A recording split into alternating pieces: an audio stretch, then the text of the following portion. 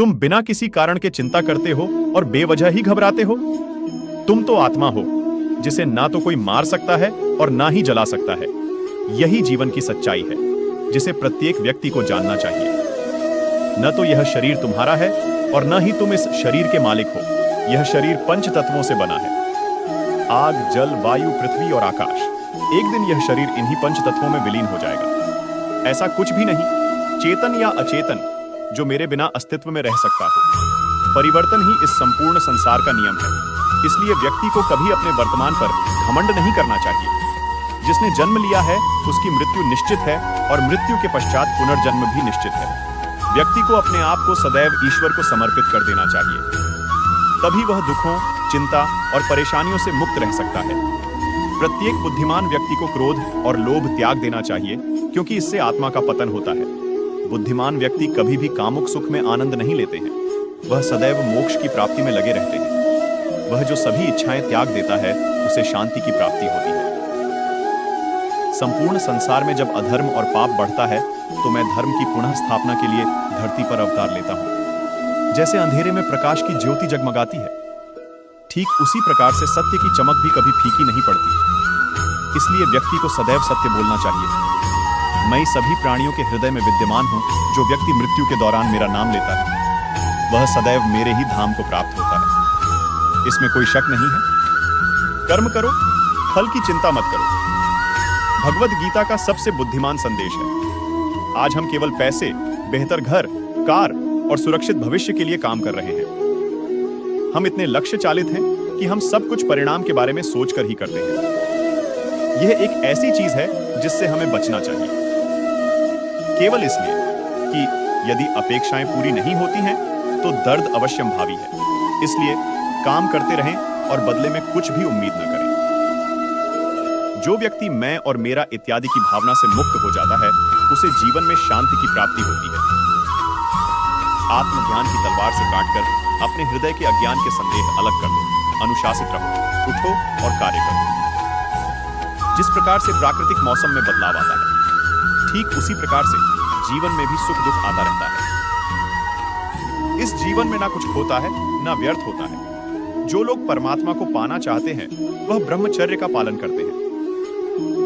भगवान श्री कृष्ण कहते हैं कि मैं इस संसार की सुगंध हूं, अग्नि की ऊष्मा हूं और समस्त जीवित प्राणियों का आत्म संयम हूं। मन अवश्य ही चंचल होता है, लेकिन उसे अभ्यास और वैराग्य के माध्यम से वश में लाया जा सकता है। इंद्रियों की दुनिया में कल्पना सुखों की प्रथम शुरुआत है और अंत भी जो दुख को जन्म देता है। इस संपूर्ण संसार में कोई भी व्यक्ति महान नहीं जन्मा होता है, बल्कि उसके कर्म उसे महान बनाते हैं। जीवन में कभी गुस्सा या क्रोध ना करें, यह आपके जीवन को ध्वंस कर देगा। हे पार्थ, मैंने और तुमने अपने कर्तव्यों को निभाने के लिए धरती पर कई अवतार लिए हैं, लेकिन मुझे याद है और तुम्हें नहीं। वासना, क्रोध और लालच नरक के 3 दरवाजे हैं। जो मनुष्य जिस देवता की विश्वास के साथ भक्ति करता है, मैं उस व्यक्ति की उसी देवता में दृढ़ता बढ़ा देता हूँ।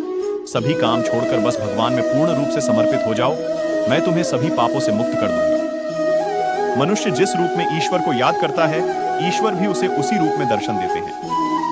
सज्जन व्यक्तियों को सदैव अच्छा व्यवहार करना चाहिए, क्योंकि इन्हीं के पद चिन्हों पर सामान्य व्यक्ति अपने रास्ते चुनता है। बुद्धिमान को अपनी चेतना को एकजुट करना चाहिए और फल के लिए इच्छा छोड़ देनी चाहिए। इंसान हमेशा अपने भाग्य को कोसता है, ये जानते हुए भी कि भाग्य से भी ऊंचा उसका कर्म है जो उसके स्वयं के हाथों में है। व्यक्ति को आत्मज्ञान के माध्यम से संदेह रूपी अज्ञानता को समाप्त करना चाहिए। मैं उन्हें ज्ञान देता हूं जो सदा मुझसे जुड़े रहते हैं और जो मुझसे प्रेम करते हैं। सत्य कभी दावा नहीं करता कि मैं सत्य हूं, लेकिन झूठ हमेशा दावा करता है कि सिर्फ मैं ही सत्य हूं। परिवर्तन संसार का नियम है। समय के साथ संसार में हर चीज परिवर्तन के नियम का पालन करती है। हालांकि मैं भूत, भविष्य और वर्तमान काल के तीनों जीवों को जानता हूं, लेकिन मुझे वास्तव में कोई नहीं जानता है। माफ करना और शांत रहना सीखिए, ऐसी ताकत बन जाओगे कि पहाड़ भी रास्ता देंगे। व्यक्ति को अपनी इंद्रियों को वश में रखने के लिए बुद्धि और मन को नियंत्रित रखना होगा। जो होने वाला है वो होकर ही रहता है, और जो नहीं होने वाला वह कभी नहीं होता। ऐसा निश्चय जिनकी बुद्धि में होता है उन्हें चिंता कभी नहीं सताती है। किसी भी व्यक्ति को ना तो समय से पहले और ना ही भाग्य से अधिक कुछ मिलता है, लेकिन उसे सदैव पाने के लिए प्रयत्नशील रहना चाहिए। कठिन परिश्रम से बचने के लिए व्यक्ति को भाग्य और ईश्वर की इच्छा जैसे बहानों के बजाय चुनौतियों का सामना करना चाहिए। गीता में कहा गया है, कोई भी अपने कर्म से भाग नहीं सकता, कर्म का फल तो भुगतना ही पड़ता है।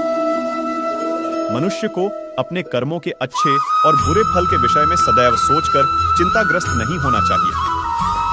मनुष्य अपने विश्वास से निर्मित होता है, जैसा वह विश्वास करता है वैसा वह बन जाता है।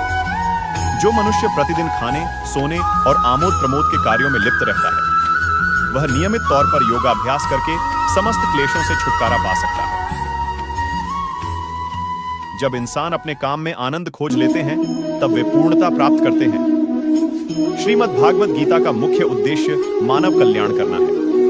इसलिए प्रत्येक मनुष्य को सदैव मानव कल्याण की ओर अग्रसरित रहना चाहिए। तुम्हारे साथ जो हुआ वह अच्छा हुआ, जो हो रहा है वो भी अच्छा है, और जो होगा वो भी अच्छा होगा।